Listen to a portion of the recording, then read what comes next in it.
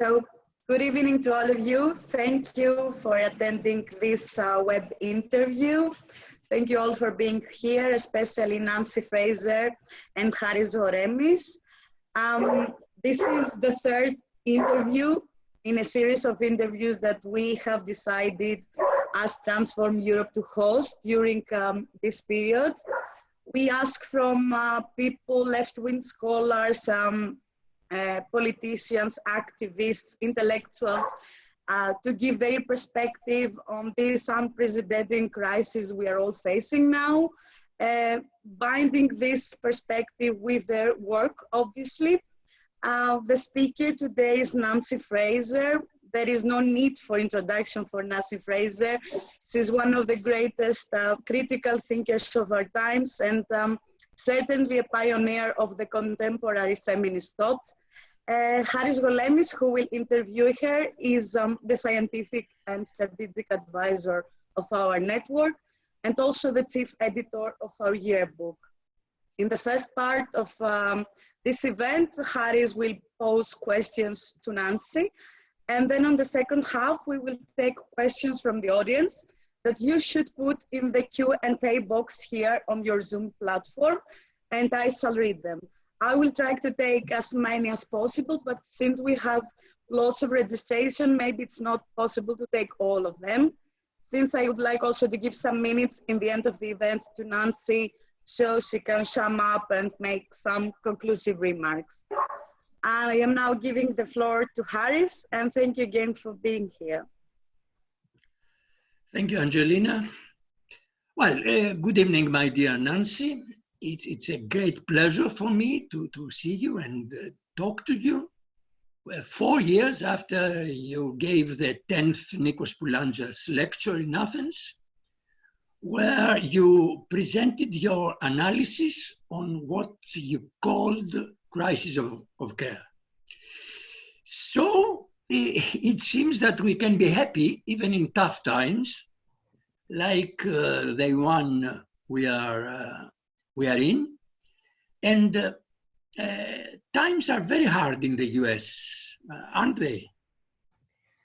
Yes, thank you, Haris and Barbara. It's great to see you again, Haris. And you're right, it is a pleasure in the midst of a terrible ordeal.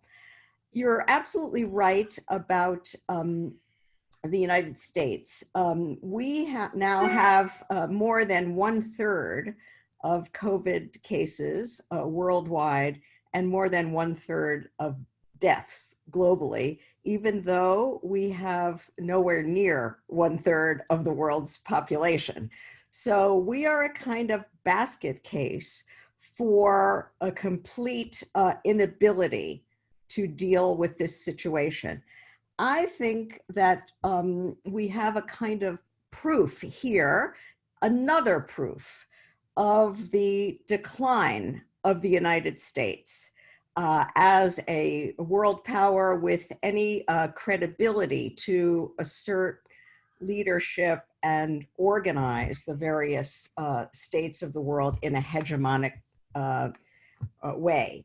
I think that historians will look back on this moment, well, from many perspectives, but one perspective is, I think they will see it perhaps in the same light as they see the US defeat in Vietnam.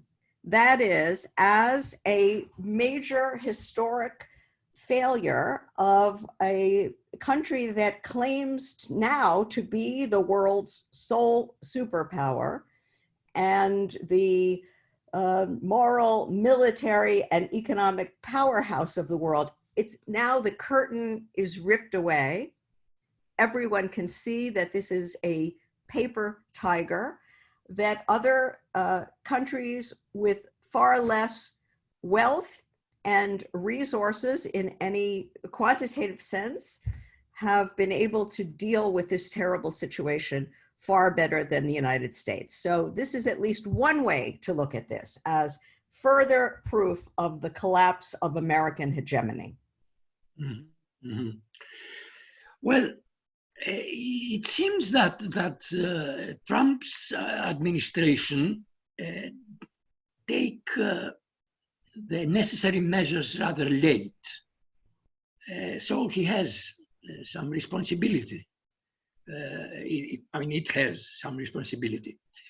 But quite recently, the US president is trying to shift the blame to the WHO and the Chinese government.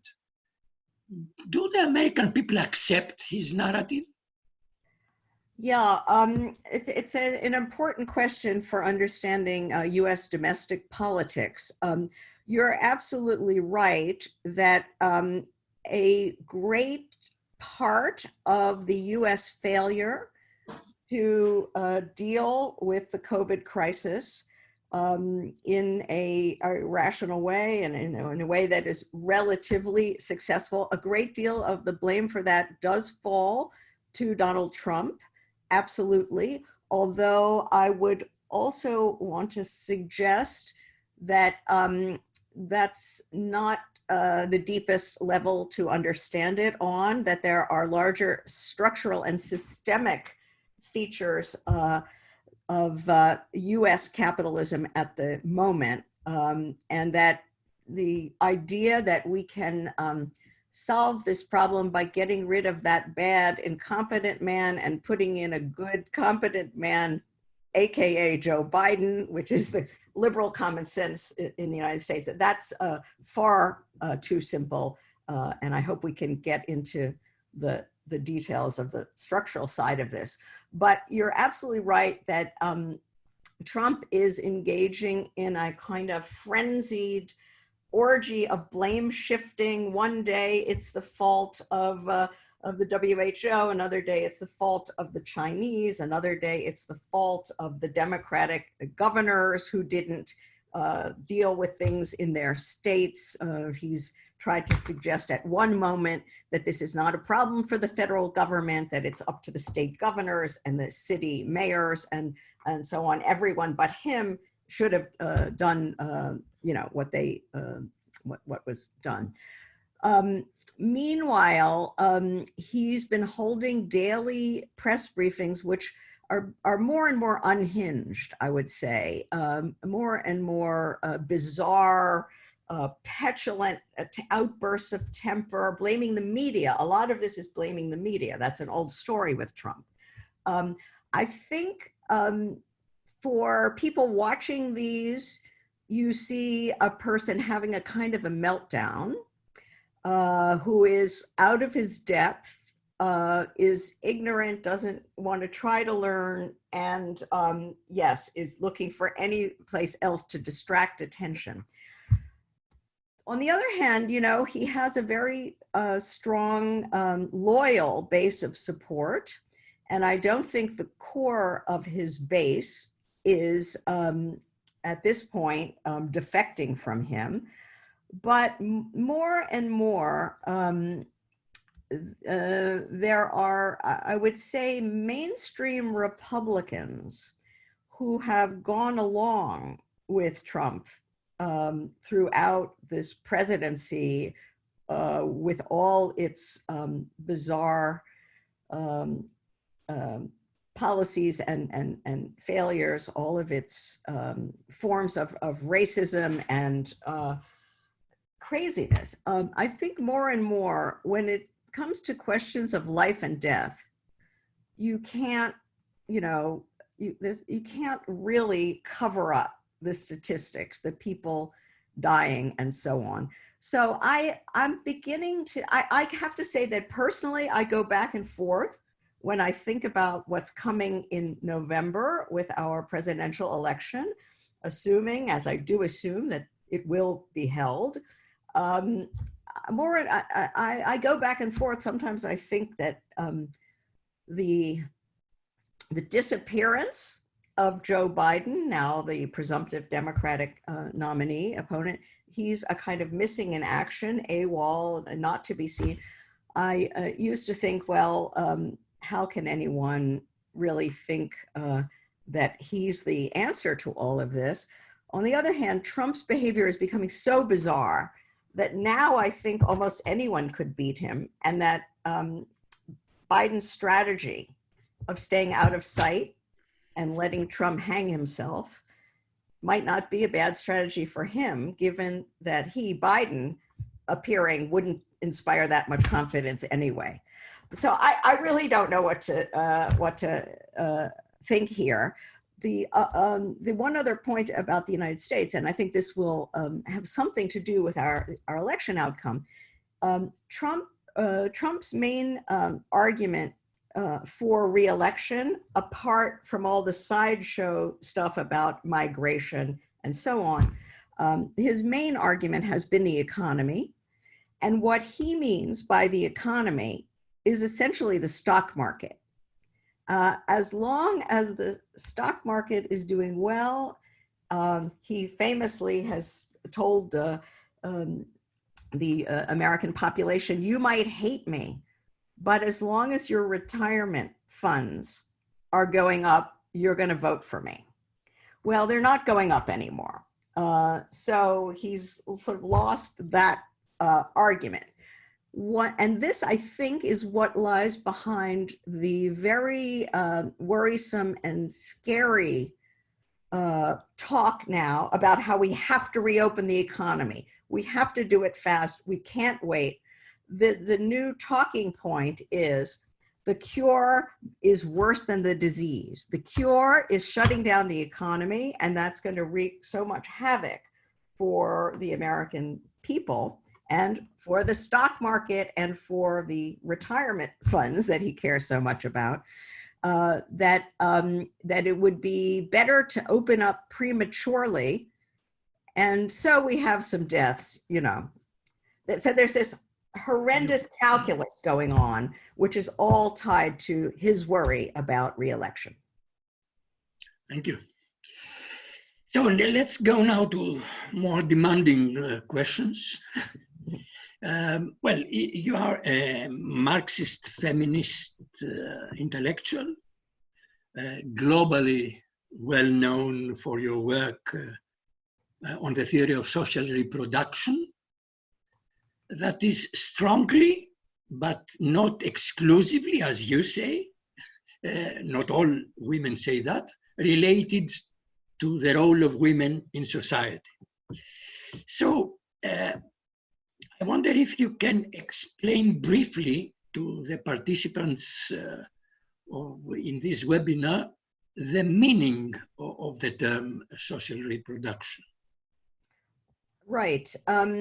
I mean, I think by way of introduction, I should say that this question, this very important and very deep question that you're posing, is really going to get us to what I was referring to earlier, namely the structural issues that lie beneath the surface here. Well, they're increasingly out there on the surface, which lets us have a deeper analysis than if we just focus on how bad Trump is, for example.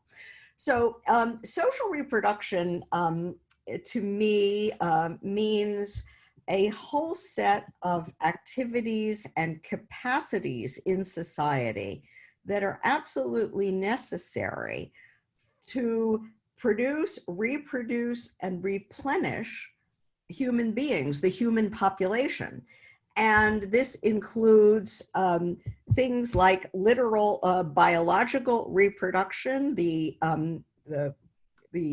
ability to have a healthy and informed and culturally endowed and skilled and educated population. It means biological reproduction. It means care within the walls of a private household, which includes raising children, everything that involves, caring for older people, everything that involves, and the replenishment of adults in the prime of life, in the workforce, who have to be fed, who have to be rested, who have to have emotional solace when they are discouraged and and connectedness.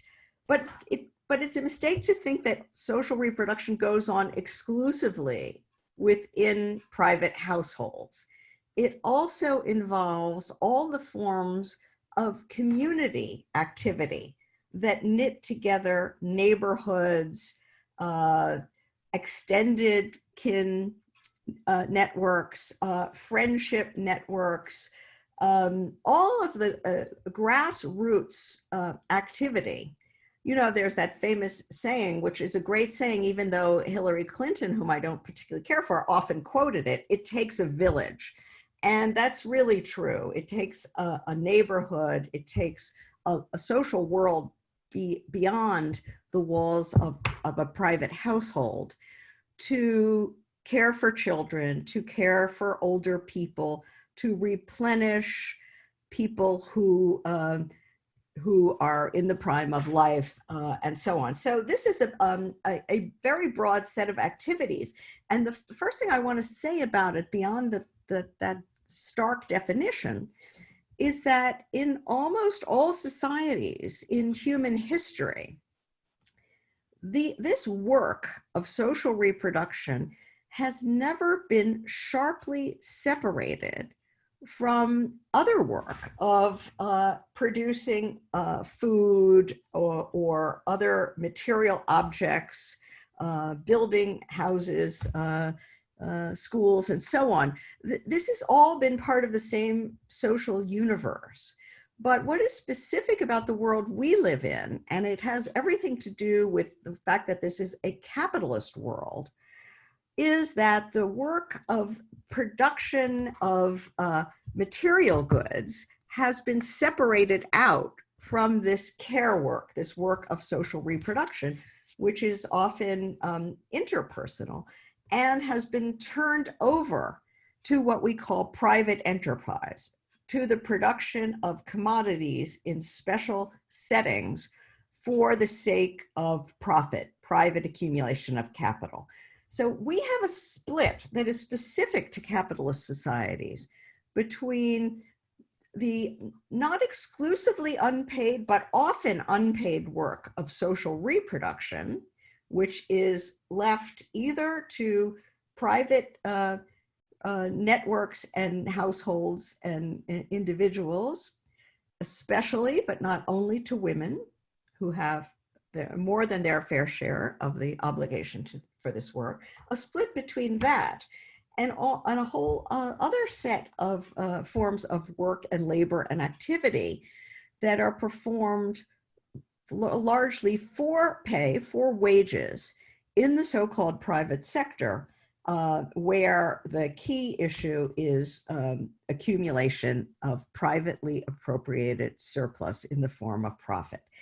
So we have this sort of stark picture of a split between social reproduction and economic production in the private sector. And I think that split has a great deal to do with our difficulties in dealing with the present pandemic. I'll leave it at that for now. Mm-hmm. Well, from what you said and also hinted at the beginning, it's obvious that you believe that the social reproduction theory can be useful for understanding what is happening during the pandemic in the US and other parts of the world. Is it so?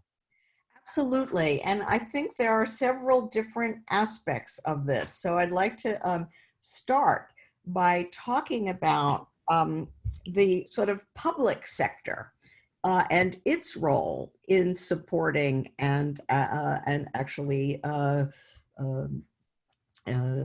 creating social reproduction, supplying social reproduction, because capitalism started, or let's say industrial capitalism, say in the 19th century, involved a kind of very ruthless and callous exploitation of workers and in large numbers of women workers and child workers in the mines and in the factories of the 19th century in the great industrial centers, without any concern for what that meant for the capacity of society to reproduce itself, for social reproduction. And this provoked such a severe crisis in social reproduction that we began to get in the 20th century a clamor, a demand for state involvement in social reproduction, for public support of social reproduction. And you can look at the creation of welfare states and of social democratic capitalism as the attempt within a capitalist framework to respond to the crisis of social reproduction, which capitalism originally introduced. And so we got public investment in healthcare, in education, in transport, in the need to maintain safety, a safe food supply, a safe water supply, even toward the end of the social democratic periods in to combat the pollution of the atmosphere and so on.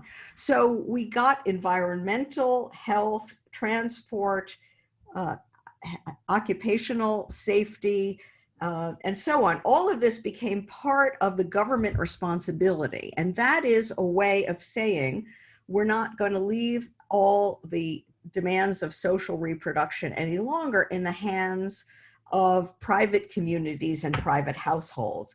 They alone are not capable of doing this.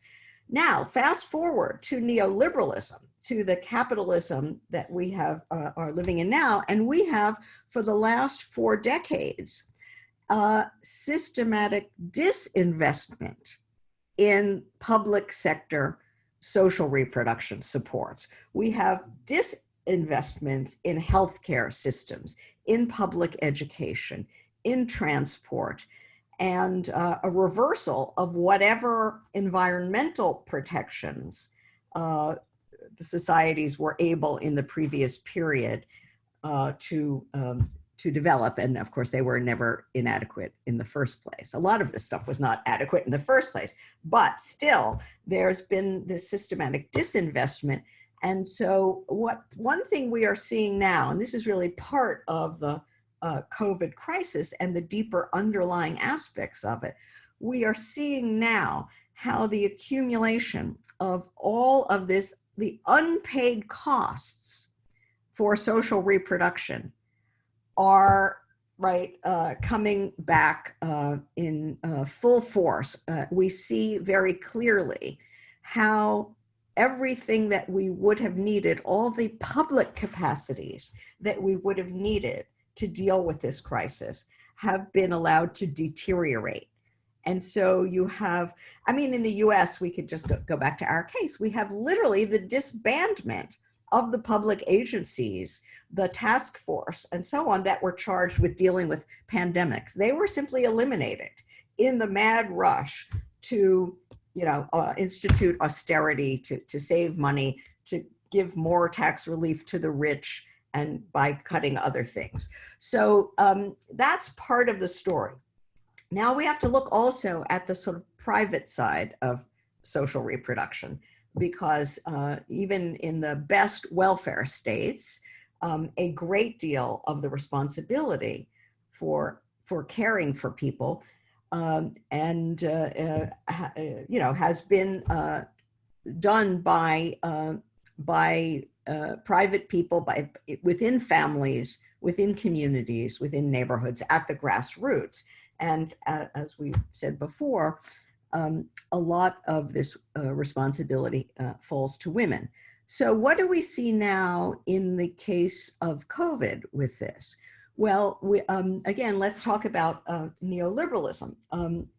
Neoliberalism has really required a massive influx of women into wage work, into, in many cases, into full-time wage work. It has basically said, in effect, to women, you have to still keep doing your social reproductive labor at home, but we need you now to do this too. This form of capitalism that we now have did away with what trade unions and labor movements fought hard for in the previous period, and that was the family wage, a wage that was large enough, big enough to a man, the so-called male head of household, to support the whole family. That was an aspiration for much of the working class, even though it is true, it institutionalized women's dependency and a kind of male domination. Nevertheless, it was the demand of the working class and was supported by many working class women because it was understood that this was a claim against capital for a larger share of the wealth that capital produced. Neoliberal capitalism has done away with the family wage. There has been a general depression of the wage level, and therefore the requirement that every household contribute many more hours of wage labor in order to maintain anything like the same standard of living that those privileged portions of the working class had when the family wage existed. So here are women called into the labor market, and here is the state retrenching expenditure on social reproduction, on all of these forms of public reproduction. And we have now had for quite a while, again, we can go back many decades, this tremendous squeeze on social reproduction. At the same time as you take away public support for it, you lower wage costs, you recruit women massively into wage labor. And so the time for this work is gone. So we have, for a long time, seen a kind of time poverty in working class households that have created a big crisis of care work, of social reproduction. Now we add COVID into this. Okay, and now we have the shutdown. Now, of course, we have to distinguish at the outset between those people, and I'm in this category, and I assume you are as well, who can work from home, who do the kind of work and still receive some kind of salary from those who cannot work at home, who are out there on the front lines, either because they're in the health sector itself, who are, obviously in great danger as they do their work in this crisis, but also all of the distributive workers. And we're really seeing the centrality now in a deindustrialized country like the United States, how central distributive work is. The workers at the Amazon warehouses, the workers at UPS and FedEx and other delivery services, and so on. So these are now essential workers, as we call them. Workers in grocery stores, in supermarkets, is suddenly essential workers. So these people are exposed. They're in a dangerous situation.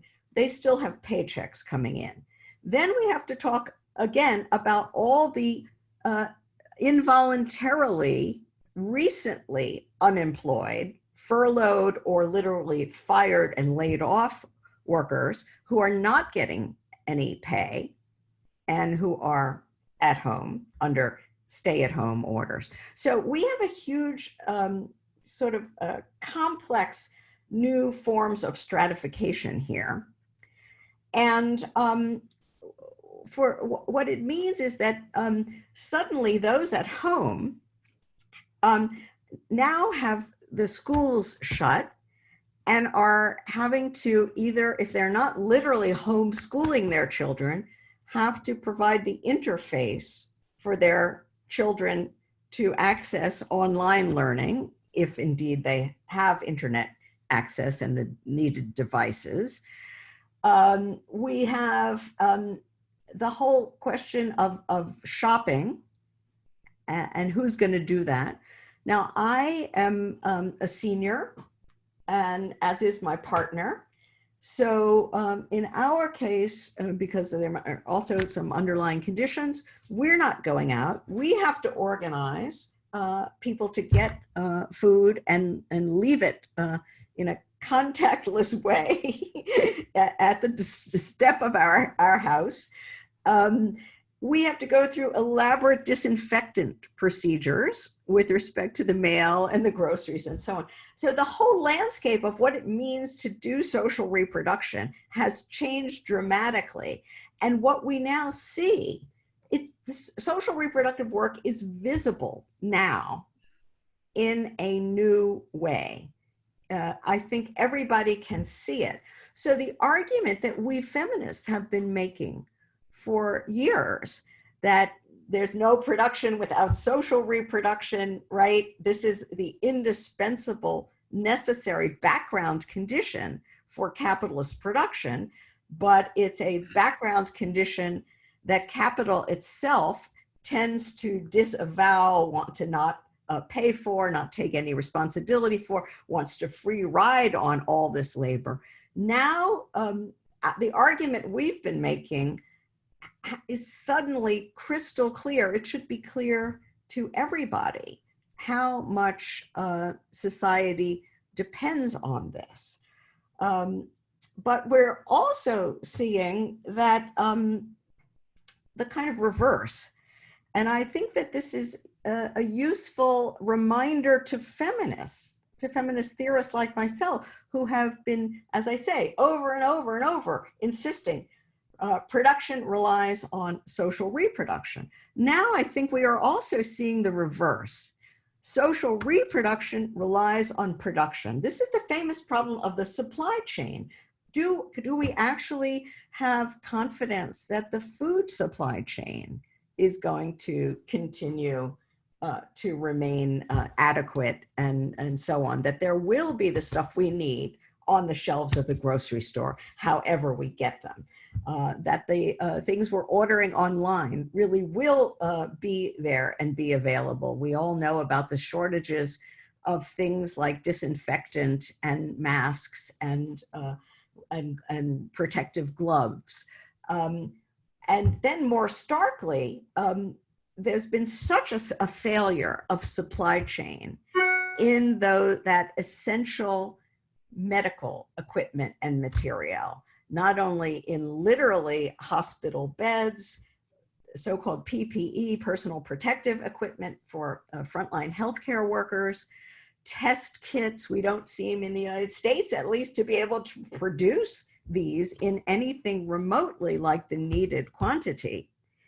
And maybe most tragically at all, this question of the ventilators and so on. I mean, these are just to take the most obvious things. Without some kind of rational, systematic organization of the production of these absolutely essential things, and without some rational system of distribution to the places where they are needed the most, then the ability to perform the social reproductive task that we all now find ourselves so involved with can't succeed.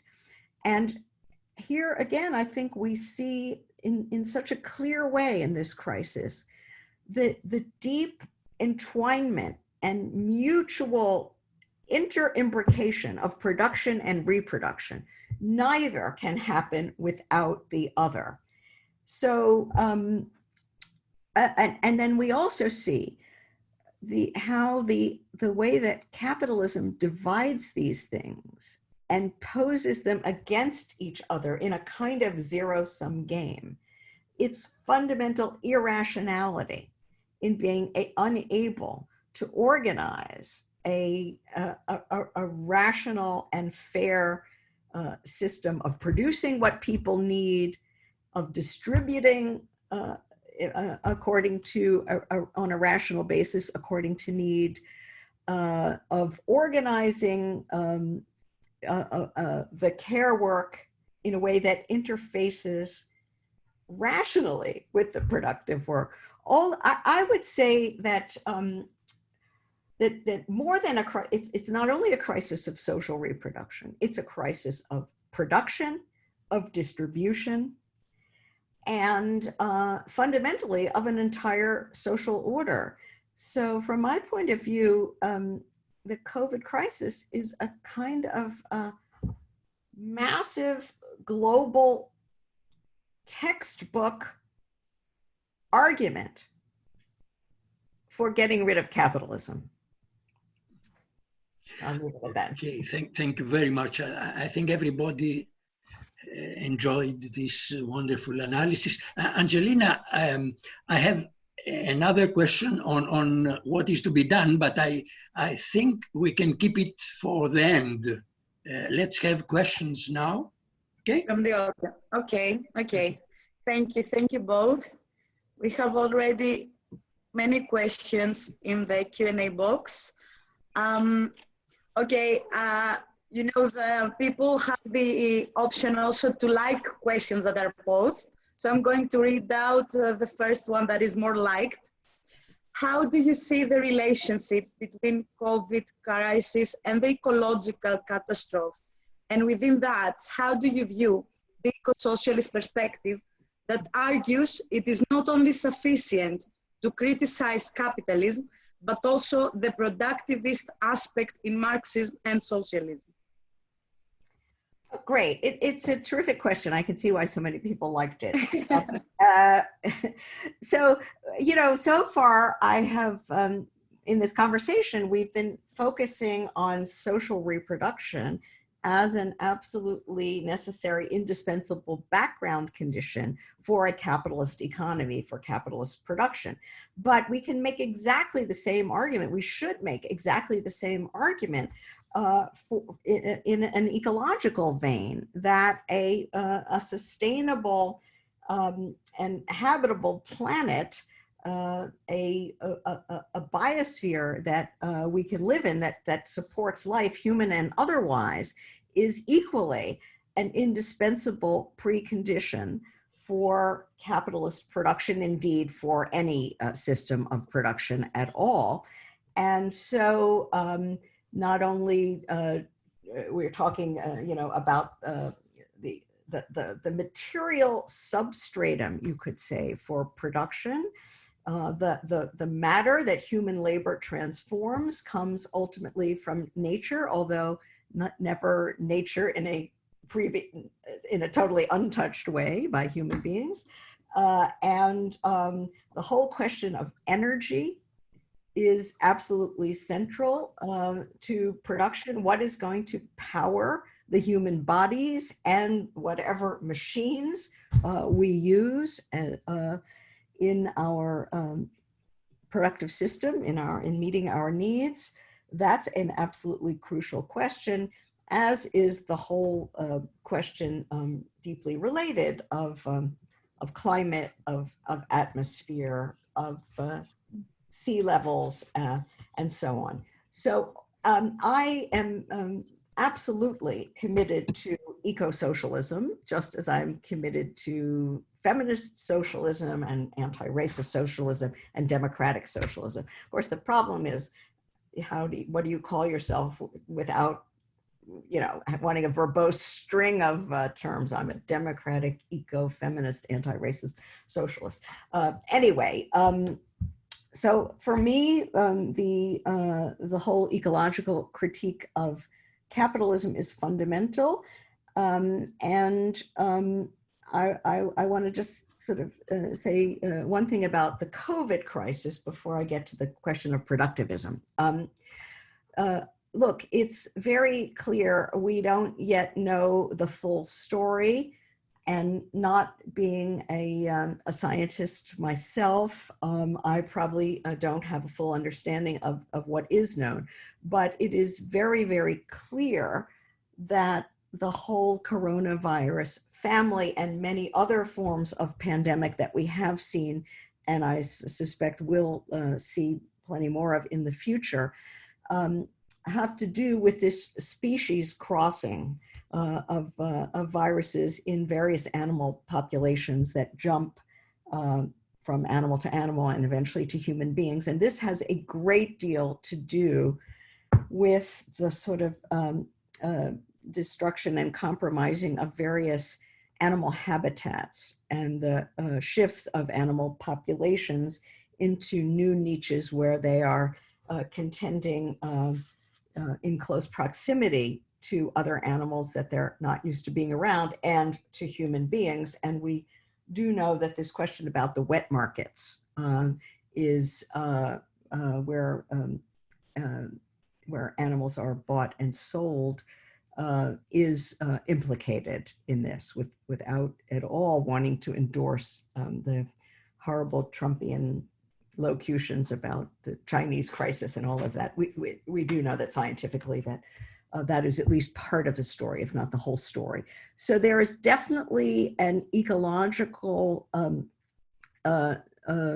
component of this whole question of pandemic and coronavirus and COVID-19 in particular, which I think we're going to be hearing a lot more about and coming to understand much better in the future. There is no question that the industrial and other forms of, let's say, invasion of habitats, whether you're talking about industrial fishing or mining and other extractive industries, cutting down rainforests and so on and so forth, that all of this is doing things to the planet that beyond climate change and greenhouse gas emissions and all of that, it's unleashing disease. There's no question that we're going to see more and more of this species crossing. Now, let me just say a word about productivism.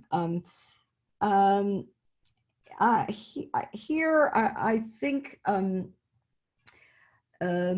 guess there are a couple of things I want to say.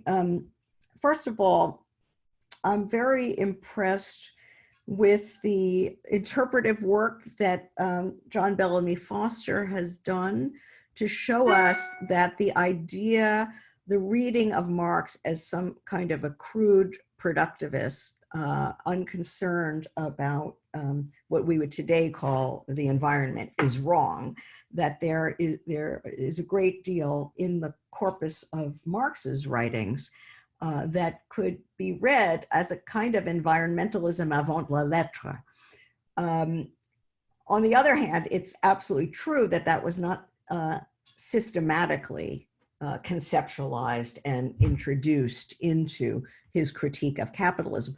Fortunately, today, we have a very rich and interesting body of work in this eco-Marxian tradition. And I would include Jason Moore and Maria Mies and Mary Mellor, and we could go back to James O'Connor, The Second Contradiction of Capital. There's a rich body of work that is now trying to do what Marx did not do, and that is really theorize capitalism. Let me mention also Andreas Malm, who does really terrific work in this vein. Okay, so now productive, but it's also true that you know, that the sort of practice of socialism in the sort of in the large socialist parties and in the Soviet Union and elsewhere has been very tied up with industrialism. So it's in part in the sort of actually existing socialist countries. It was about rapid industrialization of societies that were still largely agricultural, and it saw itself as trying to catch up and win the argument against capitalism by out-industrializing capitalism, doing it faster and so on, and had a total deaf ear to the whole question of the ecological basis of production. So that's absolutely true. Now, I think the hard question, I don't want to go on too long here, but let me just say the hard question, I would say, for the left today is the question of sort of, maybe there are three paradigms here that we have to think about. One would be that socialism has to go with some kind of actual degrowth economy. That to get beyond crude productivism means degrowth. Another is something like Green New Deal, which is, as it's currently understood, has to do with massive investment in infrastructure, all the sorts of things that we talked about at the beginning that had been disinvested in under the neoliberal regime. And but on a basis of renewable energy, but that is not degrowth. It's about defossilization, renewable energy, but a great deal of investment and in other words, it's a kind of growth, but the claim is it would be sustainable growth. Okay, and then finally there's eco-socialism itself. Which I think is, although I don't have a definition of what it is, I think it goes beyond Green New Deal and really involves the expropriation of capital and the creation of a new system of production / reproduction / metabolic interaction of humans and non-human nature. Anyway, I think the real questions are not growth versus degrowth, which sometimes the idea of that the problem is productivism suggests. I think the key question is what should grow, and in capitalism, what has to grow is capital, and everything else be damned. But we have a huge, let's say, unpaid bill of unmet human needs. So one thing that has to grow is the health sector, the education sector, all sorts of healthy and delicious food production, presumably on a local forest basis to the degree possible.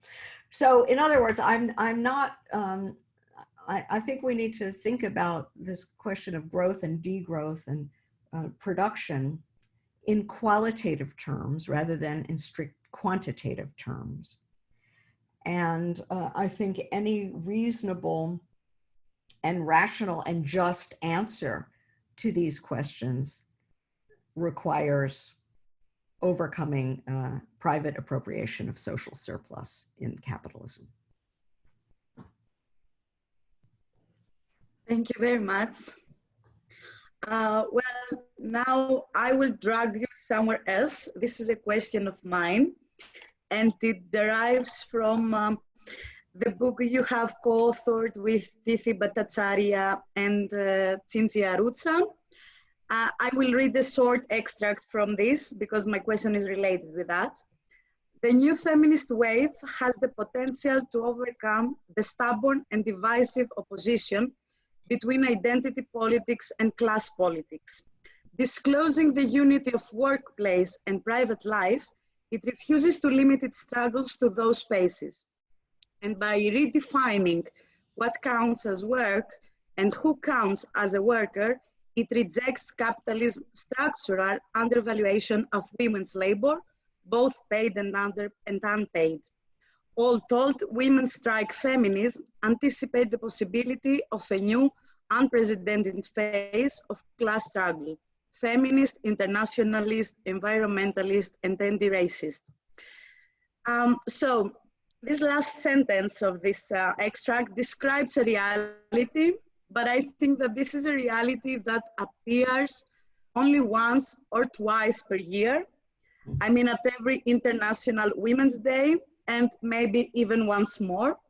All the other days, in all our struggles, labor, environmental, anti-racist, whatever, this struggle forget the feminist perspective in their political discourse, but also in their modes of action and their militancy. So what is the key for the feminists to open the eyes of the social movements? Thank you for that very challenging question. You know, I think you can look at it from two sides.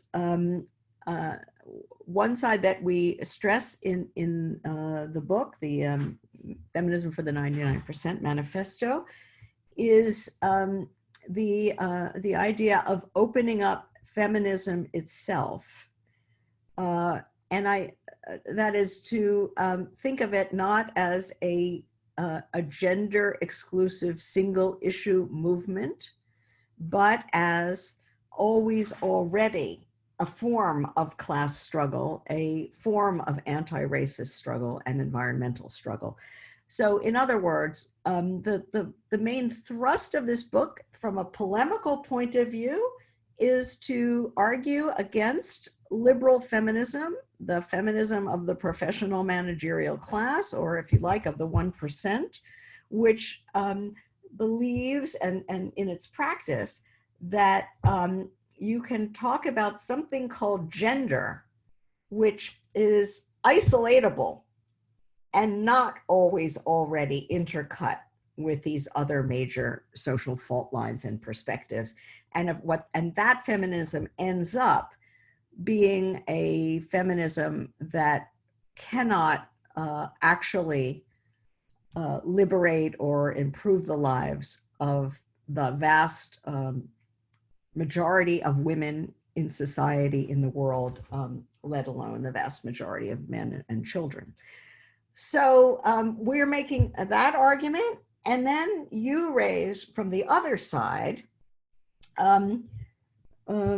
how do we get the movements for which gender is not at the center? How do we get them to make gender integral to their movements? So it's the same problem from the other side.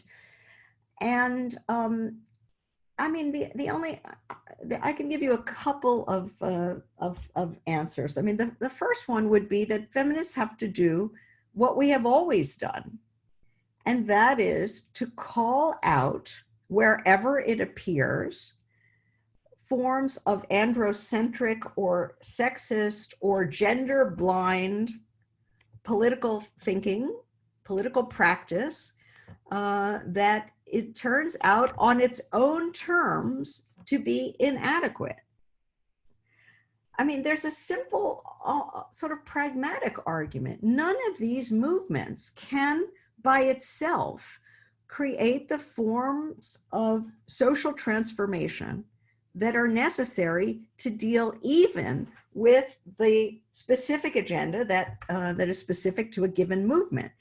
The only way to make the kind of deep structural social transformation that any movement requires to achieve its aims is through a coordinated, broad-based struggle, a set of alliances, if not a single party, that encompasses all these movements. So one thing we do in this Feminist Manifesto, and I've been trying to do in all of my work, has been to sort of draw a map that sort of shows how things that are experienced as separate, different, not intimately on the surface connected, how they really are connected, in how environmental questions, questions of gender justice, questions of racial ethnic oppression, cases of migrant oppression, how all of these issues arise in a non-accidental way from one and the same social system, one and the same institutionalized social order that is capitalism. And I think just this is only a theoretical point, but to the degree that this kind of understanding can be diffused, can be circulated, can become part of the common sense of activists in whatever movement they are primarily invested in, to that degree, they can come to understand how their struggle relates to that of the other social movements, how they have a common enemy, how they need each other, how they can find some common ground. But that will never, and that's already a kind of argument, or what I hope, a new common sense on the left that conduces people on the feminist side to see that they have to be pro-environmentalist, that they have to be pro-labor, even in the old-fashioned sense of the rights of wage laborers, that they have to be anti-racist, et cetera, and the same for the movements on the other side, that they have to be pro-feminist, and that they have to, in a non-pro forma way, they really have to integrate feminist thinking and a gender perspective into their worldview, into their thinking. So that's a sort of, I mean, there's a sort of conceptual theoretical side of this, and I'm a critical theorist, and this is a primary aim of all the work I do on the theoretical plane. But in writing in a more popular and agitational mode than I usually do, which is the case with this Feminist Manifesto with Arruzza and Bhattacharya, in trying to write in this more polemical way, you know, we are trying, and we're not the only ones, trying to sort of find a way of diffusing what might otherwise seem like abstract and academic intellectualist ideas into the thinking of activists. And I've always said that, and we say, I think in the manifesto, that what we've done within the feminist discourse needs to be done in all these other movements.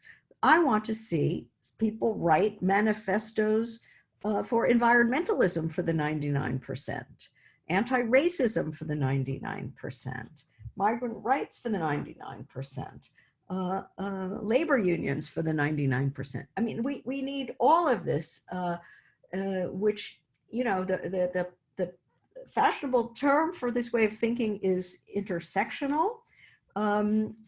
And whatever theoretical quibbles I have with many versions of intersectionality as theory, on a political plane, this is absolutely right and crucial. And there will never be a time, in my view, in which you do not need a movement who takes its primary task as insisting that a gender perspective, an anti-sexist, anti-androcentric gender perspective be there. That's, you can say, the specific job that we as feminists have. And we will always have to do that, you know, until we get to the promised land, if there is such a thing. I'm not holding my breath. We will always have to do that. But I would say that people whose primary identification and arena of thinking and action is ecology, they will always have to do that to make sure that that perspective is always front and center in the thinking and practice of movements who might find their most immediate focus to be something else. I'll leave it at that. Thank you, Nancy. I can take 2 more questions only, and then I have to give the floor back to Harris because it is already, I mean, we should have finished until now, but it's okay. So the first question I can take is, what happens to cheap women labor, especially in the global south, with economic crisis coupled with robotization and artificial intelligence for the future of capitalism? Well, I mean, it's a big question. And I mean, I think we should start with the idea that this mode of capitalism cannot continue without women's labor in the global south and elsewhere. It absolutely depends on that labor being either free or very cheap. And this is all of that background work in producing and reproducing laborers, that is human beings, in producing food, in some countries in collecting waste. I'm thinking of India, and so on and so forth. We could also talk about the global assembly line of low-waged workers in assembly plants around the world, with this, you know, this thoroughly globalized and internationalized production system, in which let's say the sort of design work, the engineering work, the sort of and the corporate headquarters are in the global north, but a huge amount of the labor, and a huge amount of it is women's labor, is in the global south. So this capitalism can't exist without that, yet it refuses to pay the real reproduction costs of that labor. This labor is not only exploited, although some of it is also expropriated. What I mean by that is seized, taken, without paying the worker's own reproduction costs, let alone that of her family. You know, that's the Marxian definition of exploitation. The capitalist pays the worker in the form of a wage, the cost of the worker's own reproduction, and in a generous period like social democracy, also the reproduction costs of the family. But capital takes everything else, the surplus. But what we are talking about here is something that does not even rise to the level of exploitation. Because capital, if it's paying at all for this women's labor, it is paying well below the reproduction costs of that labor. So people are, and it can be very precarious labor.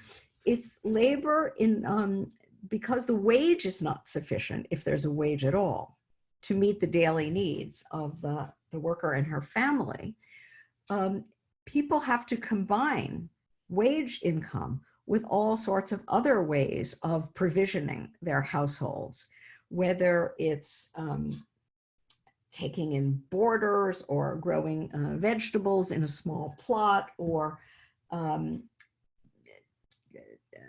wet nursing. I mean, there are millions of historical ways, and depending on where we're talking about, there is this having to patch together an income in a way that is deeply stressful, deeply insecure, and so on.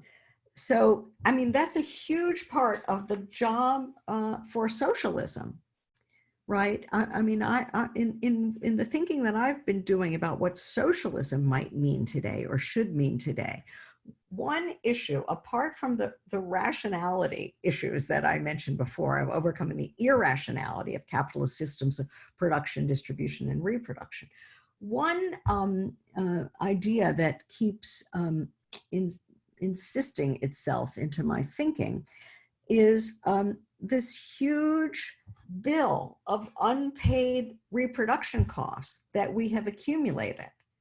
And that's the bill for the unpaid reproduction costs for what's been taken from nature, including costs of repair and restoration.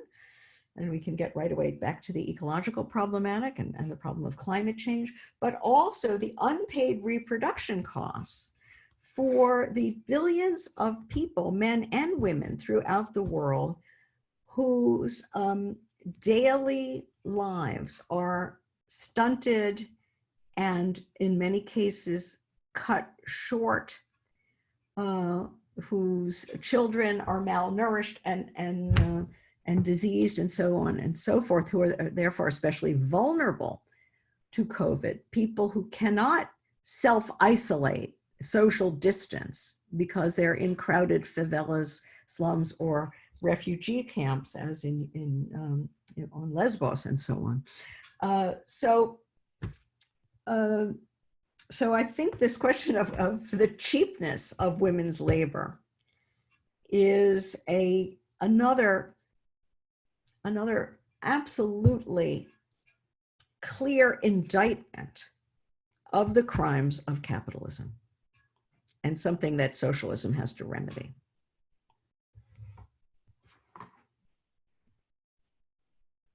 Thank you.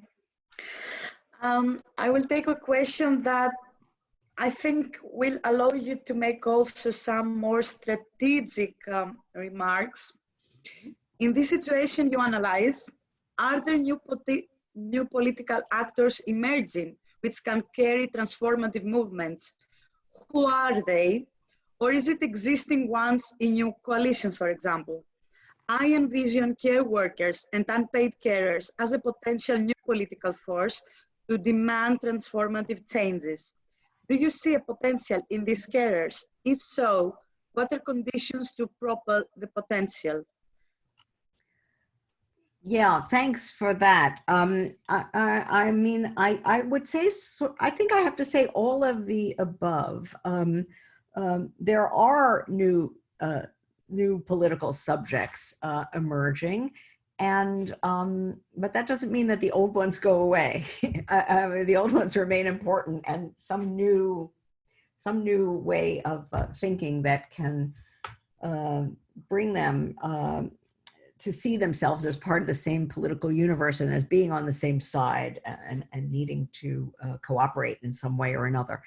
So, you know, as we say in the manifesto, social reproduction, let's go back to that starting point of this conversation. Social reproduction is and has been for a while the front line of social struggle in many societies where you would have previously said that the sort of the official labor movement centered on, above all, on industrial manufacturing, where the traditional labor movement was once the cutting edge.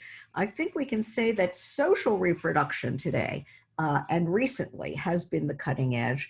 That is struggles over education, healthcare, housing. I include the environment here, especially if you think about urban questions of the Flint water supply in the United States, in Flint, Michigan, which is also got a deep racializing element to it. All of this, this has been at a time when the traditional unions centered in manufacturing have been badly weakened in a country like the United States that has deindustrialized as capital has sought cheaper labor offshore elsewhere, including in the global South. The traditional labor movement has been weakened, and is as these struggles of school teachers, of nurses and healthcare workers, and transport workers have come to the fore, we can really see that social reproduction is might have looked like the leading edge. And it's extremely important that the social reproduction struggle be understood broadly to encompass in also unpaid caregivers, private domestic workers who are often racialized immigrant women, in some cases without papers, without labor rights, who are not even in the social security system often, and therefore don't get any benefits. It's important that also be thought of.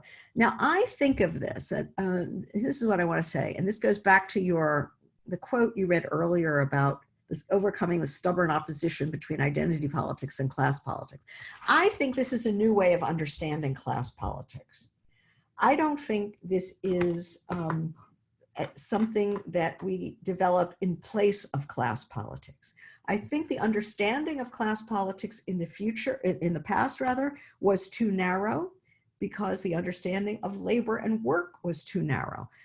We were caught up, and this is perhaps, again, takes us back to that question about productivism. It has to do with the association of socialism with industrialism and industrial work. Well, now we're in a phase where, with COVID, I mentioned before the centrality of distributive workers. Now, that's not manufacturing. In a deindustrialized setting, social reproductive labor and distributive labor are extremely central. And we've had so many interesting developments in the US which I know most about, but elsewhere too. I'm sure the people participating in here, wherever you are located, will have your own examples of this. But we have General Motors workers striking to protest at one and the same time their layoffs in the automobile plants, but also their demand that GM put them to work making ventilators. Now, this is an immensely creative form of labor protest, which makes you think about factory occupations. We know better than the capitalists what we should be doing, what we should be producing, and how. We also have strikes, wildcat strikes of distributive workers over questions of not having adequate protective equipment, masks and gloves, not frequent enough disinfection, and so on, of the workplace. They don't have the ability to distance 6 feet. So these, again, are strikes in the current situation, which, they're not discontinuous totally with historic labor struggles for safety in the workplace. This is work safety issue, but in the new phase. And so there's a lot going on now where we're starting to see broader struggles around work and labor, care work, social reproduction work, distribution work, and even production work, as in the case of the General Motors workers. So we're getting a kind of broader sense of what class struggle is that might have the possibility of overcoming this idea that gender struggles are over here and labor struggles are over there and they have nothing to do with each other.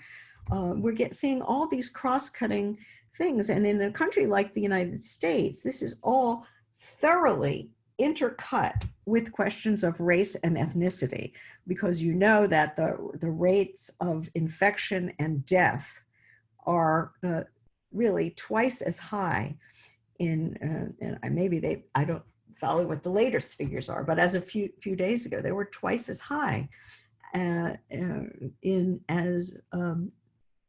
white rates of infection and death. So it was a stunning statistic in New York. Anyway, so I think that we are seeing new political actors, but they don't. It's not so much that they shove the others off the stage, but they, if things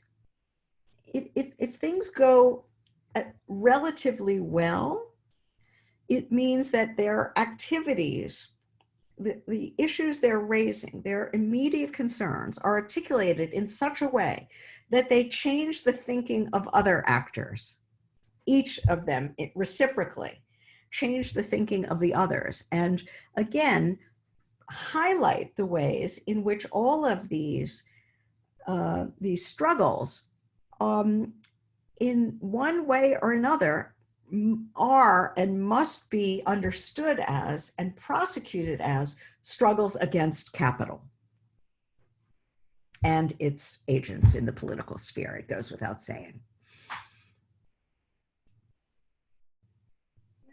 Thank you. I'm now giving the floor to Haris.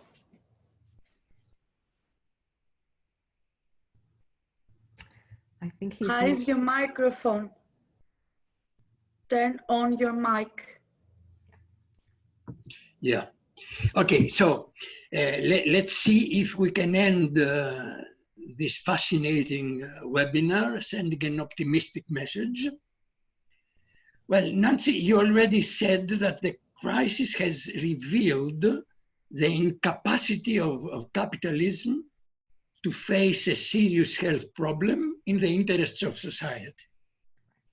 However, politicians and parties of social democracy, but also of the reformist left, only suggest Keynesian solutions for the future, which in fact I'm not sure whether they are feasible, but that's another question. Now, do you think that the organized radical eco-feminist left, in cooperation with the trade unions and social movements, is able to elaborate and propose to people a project for a post-capitalist transformation, or is this just a utopian dream? Please give me a satisfactory answer. Okay. Well, look, we're at an epical historical moment.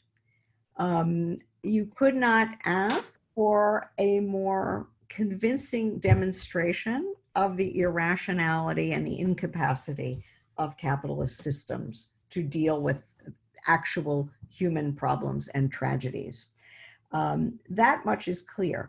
So I've thought even before COVID that we were in a period of capitalist crisis, a kind of interregnum period where the form of capitalism that we've been living in, neoliberal financialized capitalism, was really unraveling in the sense that it was unable to have the convincing, credible character that it could actually organize a reasonable form of life for people. I think COVID only intensifies that sense of a hegemonic crisis, while adding, as I said at the outset, the idea that the so-called hegemonic power, the United States, is completely bankrupt as a world leader for this system. So it's a moment where where the official common sense loses its ability to persuade, where the official political leadership and political parties seem more and more incapable of delivering what we need. So it's a period in which people are looking around for new leaders, new ideas, new political projects and programs. They are willing to think outside the box. Now, we saw that not so long ago, with the rise of right-wing authoritarian populisms, including Trumpism, that they don't always look in the right places for alternatives and solutions. Although the rejection of a hegemonic neoliberalism was itself perhaps a step forward in consciousness, that doesn't mean that where people go is the right place. In fact, I think politically speaking, it's a time of great volatility. I think I would predict that you're going to see development of left projects, of right-wing projects, of all kinds of projects, and that people are going to be jumping around from one to another, going from Trump to Sanders to Trump, and just to use the obvious American version of this. So there's no doubt in my mind that this is an opportunity for the left to do just what you said, to develop a project that goes beyond Keynesianism, because like you, I have my doubts that Keynesianism really is feasible now. Certainly it's impossible to imagine how it could be universalized globally in some new form of a global social democracy. Nevertheless, a couple of things. I would say that even the development of Keynesianism presents an opportunity for the left, because what that does is say that if Keynesianism means, among other things, that we're going to put social reproduction front and center and start taking responsibility for it, and infrastructure, including dealing with climate, supposedly, we can push that agenda and show where and exactly how and why it's going to be necessary to undertake a more fundamental restructuring of the whole social order, including questions of private ownership that the Keynesians themselves think they can stop short of. But whether a powerful and persuasive left project will actually emerge is a question that I can't possibly answer. I mean, the fact that there are webinars like this going on all over the world. I watched one not too long ago with Mike Davis, with Naomi Klein. I mean, there's an audience for this. There are real efforts, and I don't just mean individual efforts, but collective efforts that I am aware of, and I'm sure that you're aware of, that are generating lots of interesting papers and documents and thought pieces. How it comes together in the end, or if it comes together in the end, I can't say. These things are never guaranteed, but I will say that crises like this are quite rare in history. They don't come along every day, and it's very important that we not waste this one, that we do everything we can with every ounce of energy that we have to try to turn it in a way that can actually make human life on this planet possible and even pleasurable.